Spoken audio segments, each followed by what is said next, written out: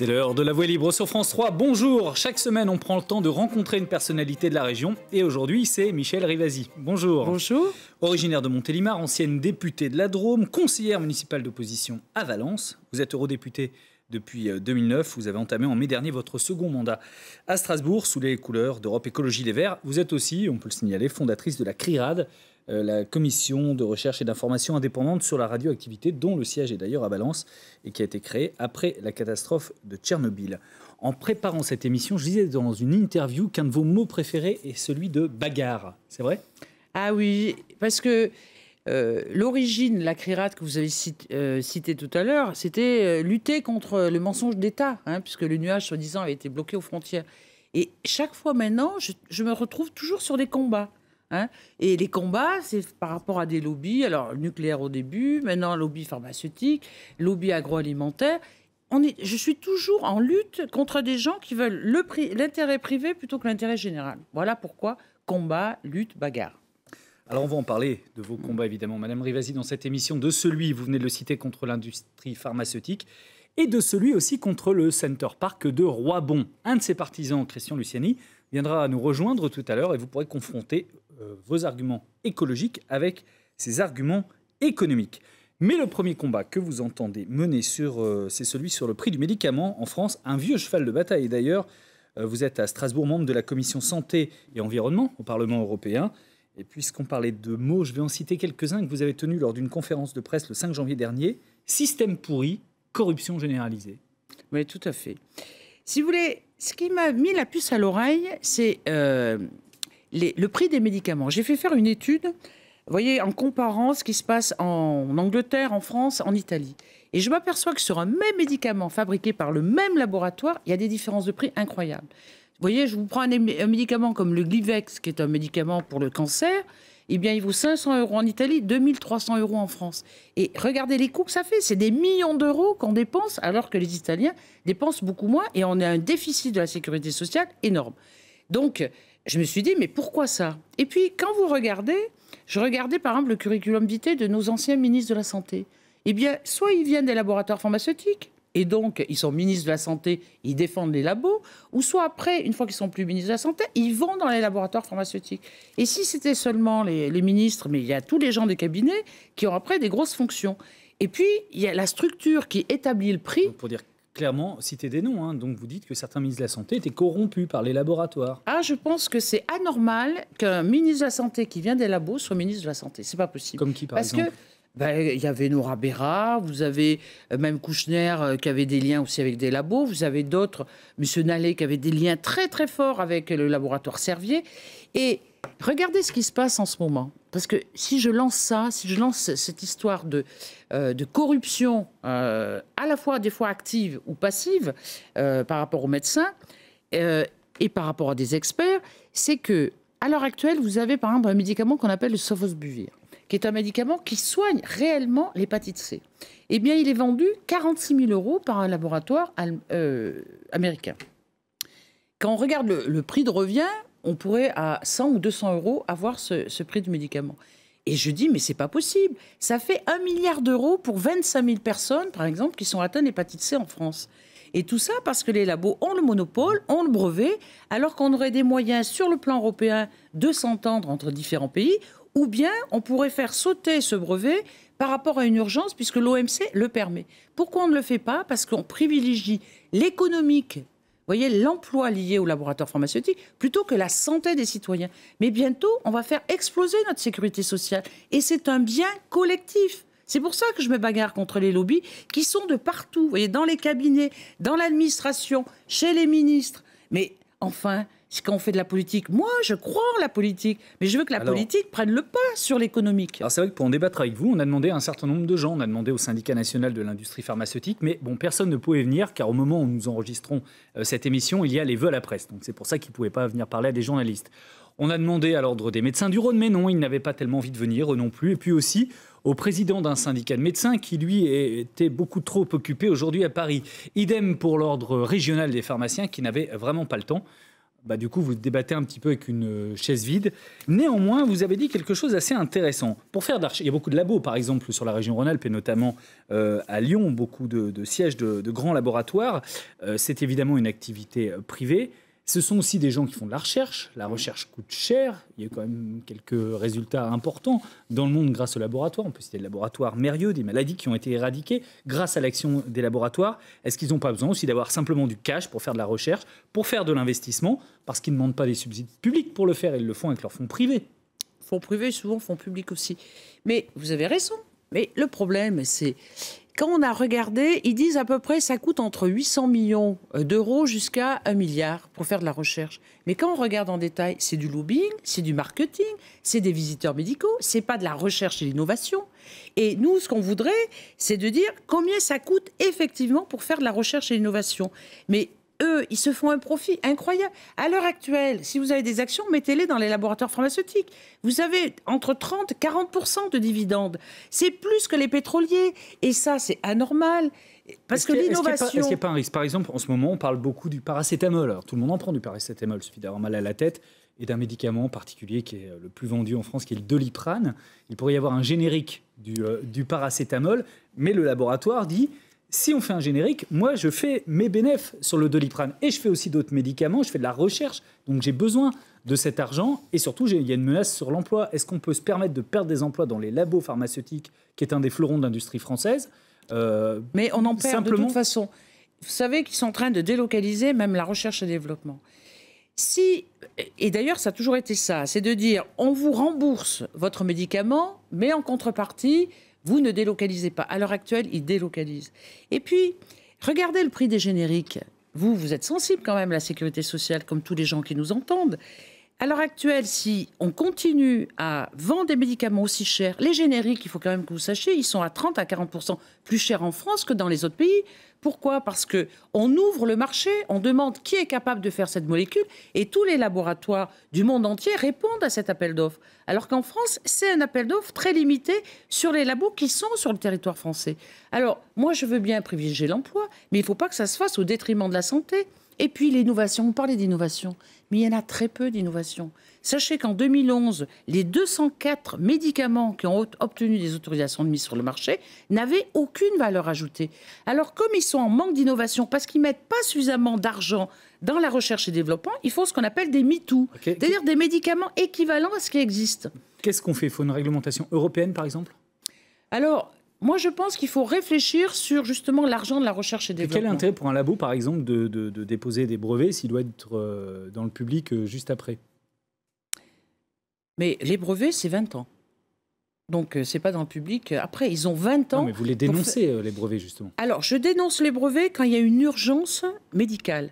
Et ça, c'est l'OMC qui le permet, l'Organisation mondiale du commerce. C'est-à-dire que sur le sida, par exemple, quand il y avait une urgence, eh bien, ça a fait sauter les brevets et on a pu ouvrir et donner accès aux médicaments à des gens qui ne pouvaient pas payer ça parce qu'ils n'avaient pas les moyens financiers. Donc, ponctuellement, quand il y a une urgence, des maladies chroniques très importantes qui coûtent énormément pour l'État, on peut faire sauter ces brevets. Mais État par État. Donc, moi, c'est ce que je demande. Et je demande, par exemple, un prix à l'innovation. La recherche publique, on met de l'argent dans la recherche publique. On fait une recherche pour donner un médicament en collaboration avec le privé, mais moi je suis pour que le privé ait de l'argent, mais qu'il n'y ait pas à ce moment-là le brevet sur 20 ans. Vous voyez, il y a d'autres moyens que ce brevet qui nous bloque pendant 20 ans et qui fait que quand un labo comme Gilead, pour le sofosbuvir, a le monopole, 46 000 €, mais vous imaginez ce que ça fait? Madame Rivasi, une fois que vous avez dit tout ça médiatiquement, dans une conférence de presse, aujourd'hui sur le plateau de France 3, qu'est-ce qui se passe? Quel moyen d'action vous avez? Alors, le moyen d'action, c'est que j'ai lancé un appel pour arrêter ces conflits, parce qu'il y avait eu, là, quand même, rappelez-vous, l'affaire Mediator, c'était un vrai scandale qui a démontré, justement, dans les cabinets, tous ces gens des labos qui étaient un peu de partout. Il y a eu une loi, et cette loi devait faire un décret qui est sorti d'ailleurs en 2013 pour arrêter les conflits d'intérêts. Eh bien, on s'aperçoit que sur les déclarations des experts, ils mettent par exemple tous les repas qu'ils ont avec les labos, mais les contrats et les conventions avec les labos, eh ben, ils ne le mettent pas. Ils sont pas, si vous voulez, c'est pas obligatoire.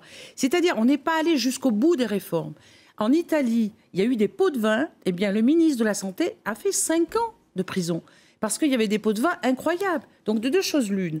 Soit on clarifie soit on nettoie, soit on enlève les conflits d'intérêts ou quand on les connaît, on ne va pas demander à un rapporteur qui a travaillé dans un labo, voyez, de défendre le médicament. On supprime ces visiteurs médicaux et on en fait une chose publique. On forme et on dit aux médecins, employez les génériques. Et aux patients, ce n'est pas parce que vous avez 10 médicaments sur une ordonnance que vous serez mieux soigné. Il faut, vous voyez, faire une globalité pour qu'on puisse diminuer au moins de 10 milliards, vous voyez, le prix des médicaments et en même temps faire en sorte à ce que la sécurité sociale puisse continuer à vivre. Dans la région, il n'y a pas de projet qui cristallise une telle tension. Le projet du Center Park de Roibon. Alors Roibon, c'est une petite commune au sud-ouest de l'Isère, à quelques kilomètres de la Drôme, département que vous connaissez bien, Madame Rivasi. À côté de Roibon, il y a le plateau du Chambaran, 700 mètres d'altitude, lequel abrite le bois des Avenières. C'est dans ce bois que le groupe Pierre et Vacances a pour projet de construire sur 200 hectares son 6e Center Park français. Le groupe veut y installer autour d'une bulle aquatique tropicale 1 millier de cottages, pouvant accueillir plus de 5500 personnes. Le projet est à l'arrêt en ce moment en raison de recours déposés par ses opposants qui dénoncent une catastrophe écologique. Des 4 recours, un seul a été retenu. Il suspend les travaux pour le moment en attendant que la Cour de cassation se prononce définitivement. Et normalement, ce sera à la fin du printemps. Christian Luciani nous a rejoint sur ces entrefaits. Bonjour, Monsieur Luciani. Vous présidez l'association Vivre en Chambaran qui milite pour ce projet. Car économiquement, le Center Park, c'est beaucoup d'emplois. Alors, il y a ceux qui sont liés à la construction du complexe, mais aussi les emplois pérennes qui sont, eux, liés à l'exploitation. Selon Pierre et Vacances, le promoteur du Center Park, 700 emplois, soit 468 équivalents temps plein. Je vais vous donner la parole dans un instant, mais d'abord, Madame Rivasi, expliquez-moi pourquoi, selon vous, le Center Park est un mauvais projet.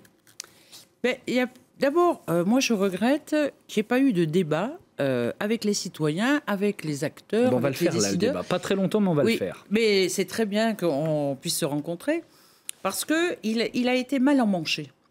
On nous a imposé ce Center Park avec 1000 cottages quand même. Hein. Il faut, vous dites sur 200 hectares, oui, avec une suppression des zones humides. Et voyez, moi je suis drômoise et j'étais adjointe à la ville de Valence. Et la seule eau qui est à l'heure actuelle super, c'est l'eau qui provient justement de ce site de Chambaran, puisque c'est cette énorme nappe phréatique du Miocène où il n'y a ni nitrate, ni pesticides, etc. Donc vous voyez, c'est un bien commun extraordinaire. Et là-dessus, qu'est-ce qu'on voit? Ce Center Park avec 1000 cottages qui va détruire plus de 100 hectares de zones humides et avec, je dirais, un projet pour moi qui, comme disait le maire Éric Piolle de Grenoble, un peu préhistorique. Il ne correspond plus à la réalité à l'heure actuelle de ce qu'on pourrait faire ensemble dans ce lieu. Parce que je comprends qu'il y a un problème économique. Je m'y suis rendue à 2 reprises pour visiter, pour voir ce lieu. Et puis, moi, ce qui m'a énormément surpris, c'est cette commission d'enquête. La commission d'enquête, il y avait 3 commissaires enquêteurs. Quand j'ai regardé ici, j'ai les conclusions. Sur 12 points, ils disent que ça va complètement à l'encontre de la loi sur l'eau, qui provient d'ailleurs d'une directive européenne. C'est-à-dire que, ils ont mal évalué... On va laisser aussi répondre un peu, monsieur Luciani. Oui, tout à fait. Donc, je ne comprends pas comment, quand les commissaires enquêteurs donnent un avis défavorable, ce qui est très rare, qu'ensuite, par une pression politique, le préfet pond un arrêté pour dire « vous pouvez commencer à couper, etc. » Alors que ça, c'est une garantie de l'intérêt général. Et là, je trouve que c'est une faute très grave de la part du préfet et c'est un non-respect du bien commun qui est l'eau et qui provient justement de... Monsieur Luciani, je vous pose la question à l'envers. Pourquoi, selon vous, c'est un projet indispensable? Je vais d'abord répondre, si vous le permettez, à Madame Rivasi, parce que je pense qu'il y a certains points qui sont importants dans ce qu'elle vient de dire. Vous savez, Madame, ça fait depuis 2007 que ce projet est en route. Effectivement, vous êtes venu sur Roibon en 2014, mais ça fait déjà 8 ans pratiquement 2012. Que nous travaillons sur ce projet, que nous en parlons. Il y a eu bien des débats publics. Et quand vous dites qu'on n'a pas pris le problème par le bon bout, je pense que c'est aussi, d'une certaine manière, mettre comment dire, le travail des élus du territoire, c'est un petit peu de mettre ce travail de côté et dire que ce qui a été fait n'est pas un travail responsable, un travail de fond. Or, en fait, je peux vous dire qu'il y a eu du travail qui a été fait par nombreux élus de notre territoire, hein, de l'Isère tout entière. Il y a aujourd'hui, bien sûr, beaucoup d'élus de la Drôme qui sont pour ce projet. Et de dire que ce projet va aujourd'hui, impacter la Drôme, puisqu'en fait, c'est ce que vous dites, par... La nappe phréatique. Mais vous savez très bien que la Miocène profonde, elle fait 3600 km². Elle va de Lyon à Valence en passant par Grenoble. Nous sommes au milieu de ce triangle. Et vous voulez nous faire croire, en fait, que cette nappe Miocène est alimentée par 1,5 km² sur un sol qui est complètement glaiseux. Ce sont des ciments glaiseux, dont on se demande comment l'eau peut pénétrer. Alors, si la nappe Miocène profonde est alimentée par le site du Center Park, je peux vous garantir qu'il y a longtemps qu'elle sera séchée. Monsieur Luciani, il n'y a pas d'impact écologique malgré tout. 1000 Cottages, c'est pas rien, c'est un parc important. Ah, mais je ne dis pas qu'il n'y a pas un impact écologique, bien évidemment. Mais je veux dire que ce projet, il est raisonné, il est raisonnable, il y a des compensations qui sont faites. Donc je veux dire aujourd'hui de se polariser sur le fait de dire que l'eau, on va... D'ailleurs, vous remarquerez que dans la décision qui a été prise par le juge des référés en suspension, il n'en tient pas compte. Il dit simplement que pour lui, il y a un doute sur les mesures compensatoires. Ah mais il y a plein de choses. Hein. Non, il y a 2 choses, madame. Il n'y en a pas 36. Oui, mais regardez... Juste un point. Je voudrais quand même que vous nous disiez un mot de ce que disait Mme Rivasi. Le commissaire enquêteur les commissaires enquêteurs ont rendu un avis négatif. C'est effectivement, ça n'arrive pas souvent. Ils ont quand même des raisons objectives de le faire. Oui, bien sûr, vous avez raison. D'ailleurs, à Sivins, l'enquête loi sur l'eau était favorable. Ça n'a pas empêché ce qui s'est passé. Mais je voudrais dire que simplement... Mais là, elle était favorable, alors que chez nous, à Center Park, elle est défavorable. Alors, sur 12 points, et chacun pouvait être l'objet... Vous remarquerez que le juge n'a pris en compte que 2 points uniquement, qui sont, à mon avis, déjà des points sur lesquels, je pense, on va pouvoir très facilement apporter des réponses. En tout cas, Center Park est en train de travailler là-dessus, puisqu'ils ont déposé un recours. Les mesures compensatoires, le juge dit qu'il a un doute sur l'importance des mesures compensatoires qui ont été faites. Bon, très bien, il a le droit d'avoir un doute et on mais respecte. Il y a un doute réel, d'ailleurs. Hein, oui, quand je regardais le dossier attentivement. Il y a les zones, elles ne sont pas en proportion des zones humides qui ont été détruites. Et en plus, elles ne sont pas pérennes. Donc, il y a plein d'aspects... Non, ça n'est pas dit dans le dossier. Ah si, c'est dit dans le dossier de la Il commission est simplement dit que la commission d'enquête se pose des questions sur... le fait que ces zones humides seront, beaucoup plus intéressantes après qu'avant les travaux. Ah, pas du tout. Donc, je sais pas, vous avez vu ça. Si, j'ai le dossier, si vous voulez, je peux aller le chercher. J'ai le dossier. En fait, c'est ça. Pour moi, elles peuvent être mieux après qu'avant. Enfin, vous allez les détruire. Non, mais je vous parle des compensations. Voilà, c'est ça. Parce qu'en fait, sur les zones... ces compensations, elles sont très loin en plus. Mais elles sont dans le même bassin versant que, vous savez, que toutes les eaux, le bassin Rhône-Méditerranée, c'est le même. Hein. Je veux dire, l'eau, elle va au même endroit. Donc, je veux dire, il ne faut pas dire... Vous vous doutez bien que dans un département comme l'Isère, qui a 80% de zones humides, comment voulez-vous qu'on retrouve les zones humides à proximité? C'est quasi impossible. On pourrait peut-être les retrouver dans la Drôme, parce que, comme par hasard, dans la Drôme, vous avez très peu de zones humides. Elles sont juste au bord des rivières et pas ailleurs. C'est marrant, je voudrais qu'on revienne sur le fond. Il y a eu, pour moi, même si les élus ont été impliqués, une absence de faire participer tous les gens dans ce projet. La preuve, c'est qu'il n'y a pas eu de commission de débat public. Or, c'est un projet qui va au-delà de 300 millions d'euros, si vous voulez, d'investissement. Et quand on dépasse ce cap-là, avec 100 millions d'euros, d'ailleurs, d'argent public, vous voyez, c'est pour ça que les associations étaient très mécontentes. Eh bien, le minimum, c'est qu'il y a un débat public. Et d'ailleurs, le président, lors de la conférence environnementale, a dit, il y a eu Sivins, il y a Notre-Dame-des-Landes, il y a Center Park. Il faut absolument maintenant faire en sorte à ce que ça soit un projet accepté par l'ensemble des acteurs, et pas seulement par des élus. Et là, à mon avis, c'est pas seulement votre faute, c'est la faute à la fois de l'État, et c'est pour ça qu'il faut revoir tout ce qui est référendum, débat public, commission nationale de débat Madame public. Rivasi, justement, monsieur Luciani, il se trouve que ce n'est pas un élu nulle part, et c'est un habitant de Roibon à la base. Vous êtes architecte, mais il faut préciser que vous n'êtes pas impliqué à titre professionnel dans le projet du Center Park. Vous êtes habitant de Roibon. Pourquoi vous y tenez autant à ce projet? On l'a dit, je le disais tout à l'heure, l'impact économique est très important, mais expliquez-nous, Roibon, c'est quoi? C'est une zone un peu sinistrée? Très sinistrée. Très sinistrée. Mais pour revenir, parce que c'est un point qui est quand même assez important, de revenir sur la commission d'enquête. Vous savez, moi, je ne veux pas mettre en cause les compétences de la commission d'enquête. Il y a 3 commissaires enquêteurs, dont un président de la commission d'enquête qui est une personnalité dans l'écologie, plutôt sur l'écologie et sur l'environnement pour tout ce qui est risque technologique et d'entreprise. Mais si vous voulez, je pense que ce président, et je l'ai déjà dit à maintes reprises, a une sensibilité au départ. Il a été administrateur de France Nature Environnement. Vous savez très bien que France Nature Environnement, c'est l'association... Vous remettez en cause l'honnêteté de la commission d'enquête. Non, mais ce que je veux dire, c'est qu'il a une sensibilité. Et que dès le départ, cette sensibilité... Il est compétent. Il est compétent, mais avec une sensibilité qui fait qu'il a outrepassé, entre guillemets, les limites de l'enquête publique, madame. Ça, c'est un jugement. Ouais. Moi, j'aimerais qu'on soit constructif. Laissez-moi finir, peut-être. Oui. Je pense que la commission d'enquête s'est pris un peu pour le grand jury de ce projet. Parce qu'ils allaient à l'encontre de ce projet. Non, madame, parce qu'en fait... Essayons, si vous voulez... Non, mais attendez, laissez-moi finir. Que devait définir l'enquête loi sur l'eau? Les problèmes d'eau et les problèmes de compensation des zones humides. Est-ce que la saisine de la Commission nationale du débat public fait partie des compétences de l'enquête? Est-ce que le fait d'avoir décidé que l'emprise de cette enquête au niveau... On a dit qu'elle n'était pas assez large. Pourtant, n'importe qui pouvait intervenir par Internet. Qu'il habite à Paris, Nantes ou Marseille, il pouvait intervenir. Pourquoi dire que le centre était Roibon et qu'on n'avait pas fait une démarche suffisante? L'emprise n'était pas assez large. Ça, ce sont des points qui sont quand même anecdotiques. Et on se demande parce que regardez, la Drôme n'a pas été impliquée. Or, elle est directement impactée.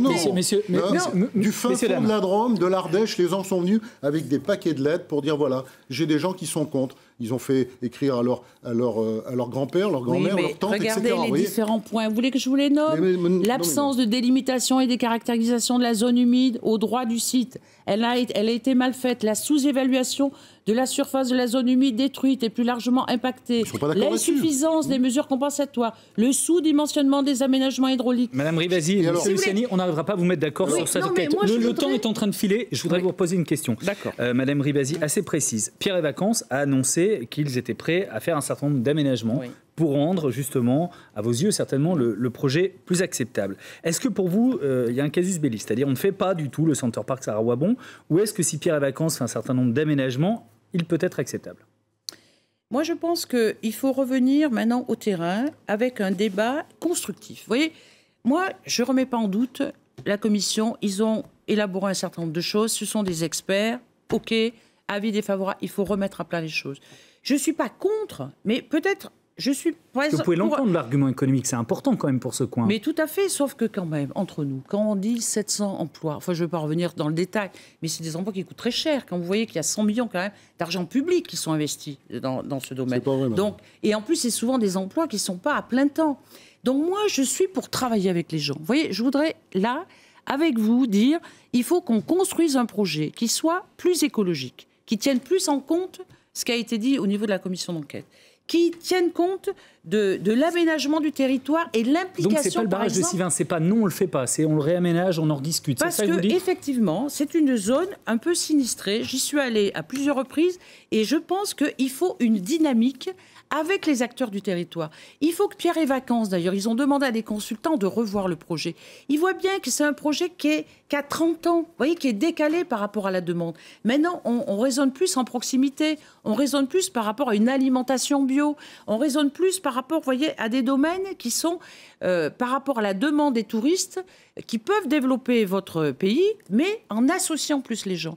Et je ne suis pas contre de dire « niet, c'est pas possible », mais peut-être faisons un projet peut-être plus réduit, mais plus intelligent et plus écologique que ce projet-là. Et en même temps, plus économique pour, bien sûr, les acteurs du territoire. Alors moi, je veux revenir parce qu'en fait, vous annoncez des chiffres qui sont, à mon avis, totalement faux, parce que vous parlez de 100 millions d'argent public. Oui. C'est totalement faux. Vous savez très bien qu'il y a une partie qui va être effectivement impactée par le Center Parcs, environ une quinzaine de millions d'euros. Le reste, ce sont tous des éléments structurants qui sont en premier lieu pour les habitants, parce que vous savez qu'on a un territoire, comme on le dit, qui est quand même relativement précaire à bien des niveaux, notamment au niveau de l'eau. On a quand même aujourd'hui 70% des pompages en eau qui partent dans la nature. On a 30% sur 100 litres, par exemple, qui est pompé sur nos pompages, on en a 30 litres qui arrivent au robinet. Vous trouvez que ça, c'est normal et que dans un... Une eau, eh bien, tout ça, madame, une eau à 29 degrés, de l'aquamondo qui est relâché et qui va polluer toutes les rivières dans l'air basse... dans des bassins intermédiaires avant d'être relâchés. Monsieur Luciani, je voudrais qu'on revienne... Ils ont été plus que triplés, madame. Monsieur Luciani, je voudrais qu'on revienne au cœur du problème. Est-ce que vous êtes prêt à cette discussion que Madame Rivasi propose pour aménager le projet? Mais voyez, ça, c'est un langage qui est différent. Pour les opposants, et encore l'association des opposants, dernièrement... le président a dit Mais M. Brémond ou Center Park n'a pas encore compris qu'il doit partir. M. Brémond, c'est le PDG de Oui, Vacances. Il doit partir. Voilà la discussion qu'on peut avoir aujourd'hui avec les opposants. discussion. Les quand opposants, on est dans cette situation. Est-ce que vous faites une différence entre Mme Rivasi et les zadistes qui occupent le terrain depuis Alors ça, c'est mois. un autre problème d'ailleurs. Vous faites bien de me le soulever. D'abord, le phénomène zadiste, oui, ça c'est un phénomène qui aujourd'hui, d'ailleurs, je le dis parce qu'en fait, les 2 grosses manifestations que nous avons fait au mois de décembre, d'ailleurs, je crois que vous aviez participé, vous, à une montée au flambeau le 6 décembre, qui s'est bien terminée, d'ailleurs, hein, dans la destruction d'une base de vie des vigiles qui étaient sur place. Et d'ailleurs, j'étais en désaccord et je suis partie, je vous signale. Oui, madame. Parce que je ne suis pas pour la violence, je suis pour la discussion. Mais en même temps... Vous avez donné le bon mot, c'est-à-dire la violence. Vous savez que ces gens-là sont des groupuscules, anarchisants, tout ce qu'on veut, qui sont des marginaux. Ces gens-là font des exactions, ils ont de la violence, vous venez de le dire vous-même. Ah mais je ne suis pas pour casser. Ils cassent, ils font des exactions, ils ont mis le feu à des véhicules de chantier, ils ont cassé une base de vie. Aujourd'hui, ils se barricadent, vous ne pouvez plus rentrer dans le site. C'est impossible de rentrer dans le site, hein, sauf pour des gens qui connaissent très bien et qui viennent en moto ou des trucs comme ça. On ne peut plus rentrer dans le site. Ils ont tout barricadé. Oui, enfin, ils ont bloqué toutes les routes. Hein. Et ils vont continuer, à se barricader un peu plus. Malheureusement, on les laisse faire. Moi, ce que je voudrais vous dire aujourd'hui, c'est que vous êtes élu de la République, eurodéputé, qu'aujourd'hui, vous faites des lois, ou en tout cas, vous y participez. Vous dites aux citoyens qu'il faut les respecter. Et quand on voit ce phénomène de zadisme, qui sont des gens qui ne respectent rien, la loi, certainement pas, et que vous défendez, vous, l'action des zadistes, que vous dites qu'ils sont légitimes à faire ce qu'ils font, moi, je suis quand même un peu outré, je vous le dis, et je ne suis pas le seul, pas dit ça. de la part d'un élu de la République. Non, mais attendez, il nous reste moins d'une minute, je vous laisse répondre là-dessus, Madame Rivasi, puis on restera là. Moi, je suis vraiment contre la violence, le fait qu'ils brûlent, etc. Par contre, s'ils n'avaient pas été là, il faut qu'on soit quand même réaliste, eh bien, avec l'arrêté du préfet, qui lui est légal, puisqu'il a été contrecarré par le tribunal administratif, ils auraient coupé... Ils auraient défriché complètement la zone. Pas sur les et je me dis que ça, pour moi, c'est révélateur d'un manque de débat, d'un manque de référendum, par exemple. 8 ans qu'on parle de ce projet. Mais oui, mais vous le parlez. 4 ans et demi de procédure. Il y a eu les élus qui se sont appropriés. Et quand j'ai écouté M. Valigny pour dire que c'est inadmissible, c'est illégal, etc. Mais c'est pas illégal. Le tribunal administratif a donné gain de cause à la Fédération des pêcheurs. Donc, à un moment, on va discuter sur le fond en 2015, en juin 2015. Pas sur le défrichement, madame. Non, très bien. Mais parce que justement, il a arrêté le tribunal administratif. Donc maintenant, on remet à plat les choses, on rediscute et on essaie de voir comment on peut aider au développement de votre territoire. Merci. Voilà. Merci à tous les deux d'avoir participé. Merci en tout cas de m'avoir invité parce que je vous le disais, c'est la première fois que notre association a l'occasion de débattre de ce projet sur un plateau de télévision. Eh bien, c'est fait, c'est notre rôle. Il est un peu plus de midi, on va faire maintenant un point sur l'actualité de ce samedi en compagnie de Julien Sauvadon et on se retrouve juste après avec Michel Rivasi pour la suite de La Voix est libre. Julien, c'est à vous. Bonjour. Merci Julien, à tout à l'heure. La Voix est libre, deuxième partie. Notre invité cette semaine, c'est l'eurodéputé d'Europe Écologie Les Verts, Michel Rivasi. Et on va passer en revue avec vous quelques-unes des actualités marquantes de la semaine. Commençons par cette phrase qui a beaucoup fait parler d'elle cette semaine. Elle a été prononcée par le Premier ministre lors de ses vœux à la presse. La relégation périurbaine, les ghettos, ce que j'évoquais en 2005 déjà, un apartheid territorial, social, ethnique, qui s'est imposé à notre pays. La France cherche des solutions après les attentats qui ont frappé Paris il y a 15 jours. Et ce mot est évidemment très fort dans la bouche du Premier ministre. Apartheid, la droite de Sarkozy-Mariton s'insurge contre son utilisation. Est-ce que ce mot vous a choqué, vous aussi ? Moi, je trouvais que c'est un mot très fort, en plus qui correspond à une politique en Afrique du Sud où c'était sciemment qu'on séparait les Noirs des Blancs. Là, il n'y a pas de politique de séparation. Par contre, ghetto, oui. Vous voyez, je trouve qu'il est allé assez loin. Et par contre, c'est une prise de conscience qu'il faut réintervenir dans ces quartiers. Est-ce que cette ghettoisation favorise l'éclosion du djihadisme ? Eh bien, oui, certainement. Moi, j'ai vu une évolution des quartiers, par exemple à Valence, où avant, on y allait sans problème avec des jeunes qui vous interpellaient. Et que là, j'ai senti que c'était beaucoup plus dur. Et ça me pose problème. Ça pose problème au niveau de l'éducation et au niveau de notre intégration, de notre politique d'intégration. Et que le président de la République soit intervenu sur l'éducation, je trouve que ça, vraiment, c'est un lieu... J'étais prof d'IUFM, un institut universitaire. Je formais des enseignants. Et je trouve que l'école, elle est trop hors sol. Elle ne rentre pas assez dans les problèmes de société. Moi, je l'avais vécu en tant que prof de didactique. Et souvent, j'essayais d'instaurer des débats. Alors que là, le débat vient une fois qu'il y a les attentats. Vous voyez, cette intégration, il faut qu'elle se partage. Il faudrait qu'il y ait des lieux de partage. Et l'école ne joue plus ce rôle-là. Donc... je pense qu'il faut donner les moyens. Alors, on va mettre beaucoup plus de gens sur les renseignements. C'est ça, 2700 postes créés, 425 millions d'équipements nouveaux, maintien de 7500 postes dans l'armée. C'est une réponse qui vous semble adaptée, justement? Sur les renseignements, oui. Maintenant, de mettre voyez, des policiers partout, le terrorisme, il va passer outre tous ces policiers. Donc, il faut jouer vraiment en amont et vraiment essayer d'identifier ces gens qui sont à risque. Et puis avoir une politique de prévention énorme. Et on n'a pas assez joué le dialogue, la discussion, l'explication des religions et surtout l'explication de la laïcité. À vous qui êtes eurodéputée, Madame Rivasi, la question de la porosité des frontières de l'Europe se pose assez régulièrement et revient souvent dans le débat politique, notamment avec tous ces jeunes Français qui partent en Syrie faire le djihad. Est-ce qu'il faut renforcer le contrôle aux frontières de l'Europe? Mais non, je trouve qu'on est à côté de la plaque, là. Ces jeunes, c'était des Français. En plus, ils avaient leur adolescence, c'était en Corrèze. Enfin, je veux dire, c'est pas, vous voyez, des gens qui... Alors, je parlais plutôt dans l'autre sens, de ceux qui partent en Syrie. De ceux qui partent, oui. C'est pour ça que quand je vous dis qu'il faut renforcer les renseignements, il faut savoir pourquoi ils vont en Syrie. Et les gens qui reviennent en Syrie, qu'est-ce qu'ils deviennent? Ça, on a intérêt à renforcer ça. Et de plus en plus, on parle du PNR, vous savez, ce programme pour les passagers des avions, pour qu'ils soient européens.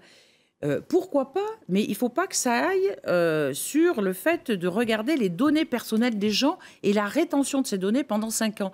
Donc il y a tout un débat au niveau du Parlement, mais les accords Schengen, quand j'ai entendu le Front National remettre en question les accords Schengen, ça n'a rien à voir avec cette affaire-là.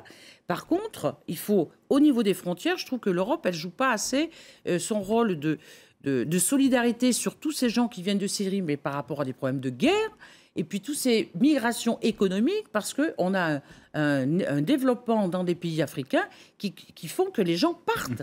Donc, il y a vraiment des problèmes à tous les niveaux et il faut les résoudre un par un. Par contre, cette histoire de terrorisme, qu'en France, on a des jeunes, si vous voulez, qui veuillent tuer d'autres personnes parce qu'ils se radicalisent et qu'ils se servent de la religion pour ça, là, je pense que vraiment, il faut mettre le paquet dessus parce que c'est terrible. C'est terrible et ça peut nous arriver, à vous comme à moi, partout, et avec des gens qui n'ont plus de valeur et qui ne savent plus faire la différence entre la religion qui est personnelle et le fait de vivre en société qui est collective. Deuxième actualité qu'on a retenue cette semaine, ce sont les élections législatives de dimanche en Grèce. Le parti de la gauche radicale Syriza est plus que jamais donné favori par les sondages. Syriza qui s'invite dans la vie politique en France. On a vu cette semaine Jean-Luc Mélenchon, Emmanuel Cos, la patronne d'Europe Écologie Les Verts, et Pierre Laurent, celui du Parti communiste, réunis pour soutenir Syriza. Vous y étiez d'ailleurs, vous aussi, Madame Rivasi? Oui, je suis allée faire un tour. Et il faut bien comprendre que Syriza, c'est par rapport à l'Europe. Il ne faut pas dire, c'est pas parce qu'il y avait M. Mélenchon, M. Laurent, tout ça, que c'est une alliance française. À l'heure actuelle, l'Europe, c'est la politique d'austérité, une politique hyper libérale. Syriza, c'est non à l'austérité, c'est ça que symbolise. C'est non à l'austérité en Syriza. restant au niveau de l'Europe et en gardant l'euro.